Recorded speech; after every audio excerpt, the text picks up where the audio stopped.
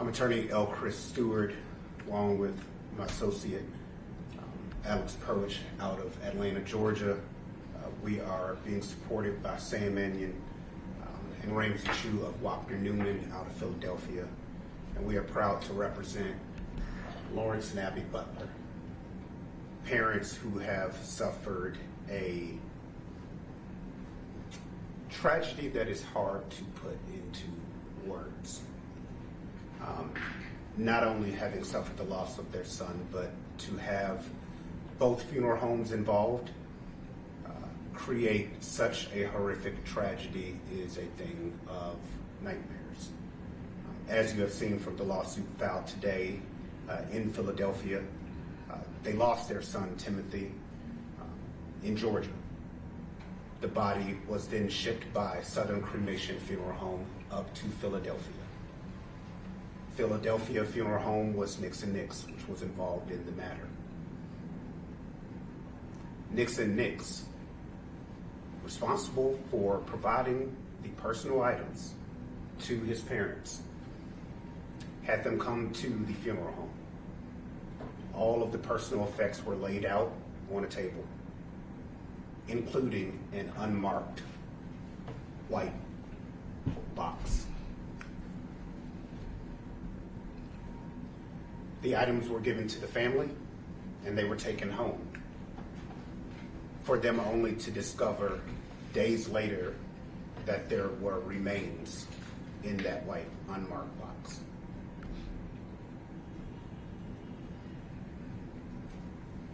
How devastating of a mistake that was made by both funeral homes. Not only making a family suffer once, but suffer twice, unknowingly having their son's human remains in their car and at their house. There's no excuse. There is zero excuse for this type of error to happen. For the Georgia Funeral Home, Southern Cremation, to ship unmarked biohazardous material, for the funeral home here in Philadelphia to hand the parents an unmarked box, not examined, not on the list, the inventory list of personal items, to not check it, and to give it to his family members who later discover on their own what is contained in it. As you can see, his parents have been trying to deal with this, have suffered tremendously. The horrific and graphic details of what occurred in those few days of figuring out that they even had the remains by the car starting to smell from the box being in it, because what was happening was the box started leaking in their vehicle. We won't go into detail to save Mrs. Butler's heart and Mr. Butler's heart even more, but you'll see it throughout the litigation of this case. And they have come forward today to stand up for all of the other families out there so that this doesn't happen again. The bravery that they've shown is beyond proud, because as they've told us earlier, they do not want this to happen to any other family. This should not happen to any other family. This is a thing of a movie nightmare scene. And by filing this lawsuit today against both of these funeral homes, hopefully we can prevent this tragedy from ever happening again to a family. Briefly, Mr. Butler will have some words.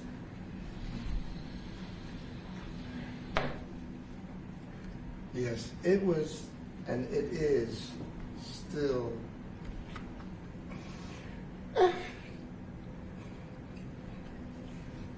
in my heart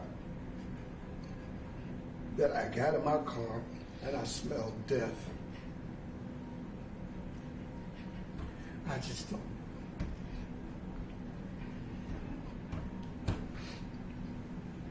Again, as our attorney said, we just pray that this doesn't ever happen to anyone else again.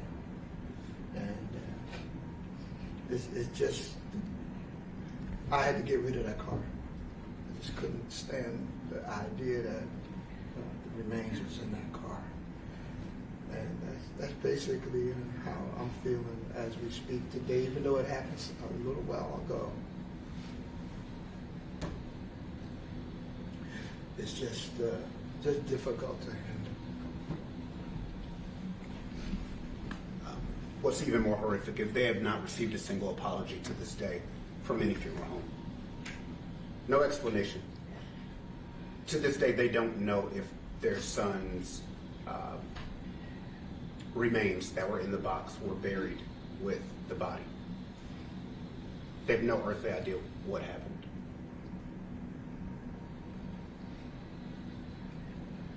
So we'll get them answers in this matter.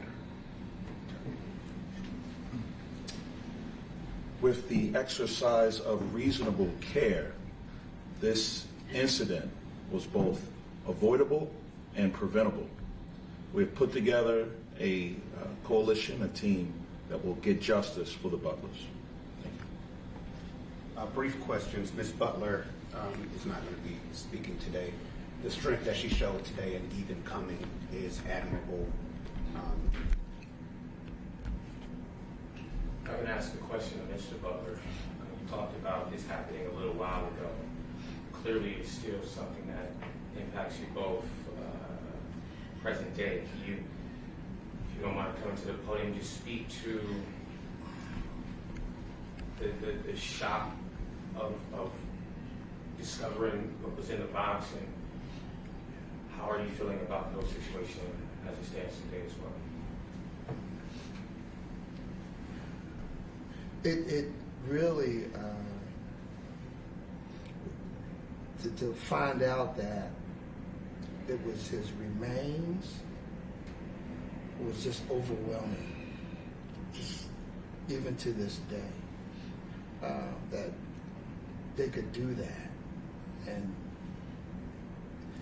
you rely on their professionalism to avoid this kind of situation, and that we would have to go through that. Tim was the baby boy, and he's a good young man, and this was just double up on the fact that we lost him to this day. Mr. Butler, can you tell us anything else about your son and what you hope this lawsuit accomplishes? What we're hoping is that,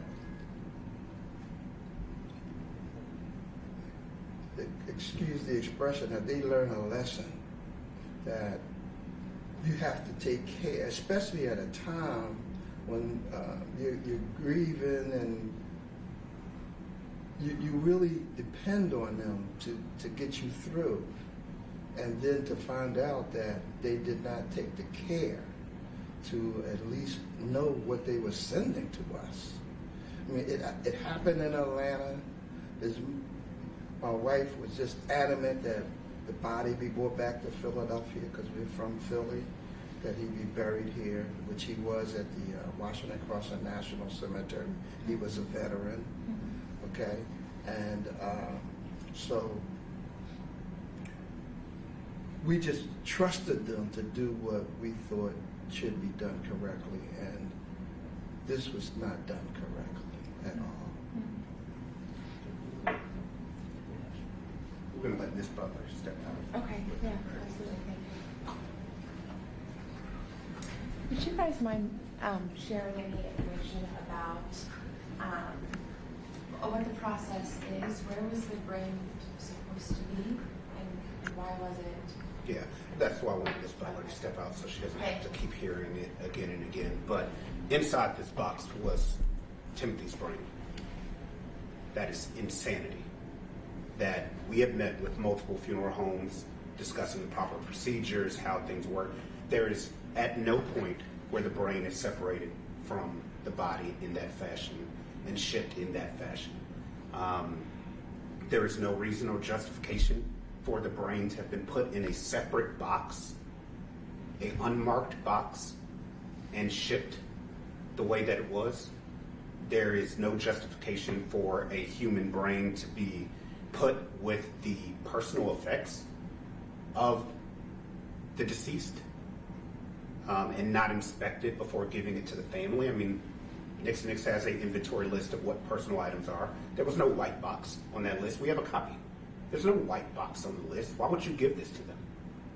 and for the brain to be sitting in his vehicle for days, starting to smell like death. And then when he picked it up, there's fluid all over his hands, which was brain matter, is insanity. And for the box to be moved to the house because they didn't know what to do with this is one of the most horrific cases that I've ever had. And I've had a lot of horrific cases. Question for you, and question for Ms. Butler. Can you just slowly walk us through again the chronology of the things? So Yes. the death was November 15th, and the chronology of when was the funeral, when was the stuff picked up? Yeah, we can give you a broad overview. After Timothy passed, the Georgia Southern Cremation was hired. After Southern Cremation was hired, of course, when the body is being transported back here to Philly, they have to hire a local receptor of that, which was Nix Nix. The body was transported, I believe, around the 20th to Philadelphia. Nix Nix received it. They invited the family up there to receive the personal items and view the body, which they did. On the funeral director or funeral manager's table were all the personal items, including this box, which had been transported with the body. Ms. Butler actually opened the box in front of the staff of the funeral home and was trying to open this box not knowing what was in it. Nobody could get the box open. So imagine that. The mother is trying to open a box with her child's brain in it, and no one knew. They didn't think to call Southern Cremation to figure out what had happened. And they let him leave with the box. 3 to 5 days later, they started noticing the extremely strong smell in the vehicle, which Mr. Butler noticed smelled like death. He then brought the box inside the home, not knowing what to do. We will go into detail later, but we received information from the Georgia Funeral Home after he complained that that was the brain. And some mistake had been made shipping it or sending it, or it should have been labeled. It wasn't labeled, but it never should have been given to them. At that point, they reached out to my law firm, not knowing what to do. And we had them return the brain back to Nix Nix. Nix Nix told me that there was an investigation done by the state board. Have you guys been able to obtain a copy of that investigation report? We do not have any information. We were informed that there was a potential investigation, but we have no further information on it. Do you know if Nix Nix knowingly, or say knew that the brain was in that box, or did they never open it when they received it from the Georgia Funeral Home? We don't know what they did inspection-wise. All we know is that this never should have been given to the Butlers. But thank y'all. Thank you. Yeah, that's Mr. Can you, Butler, question.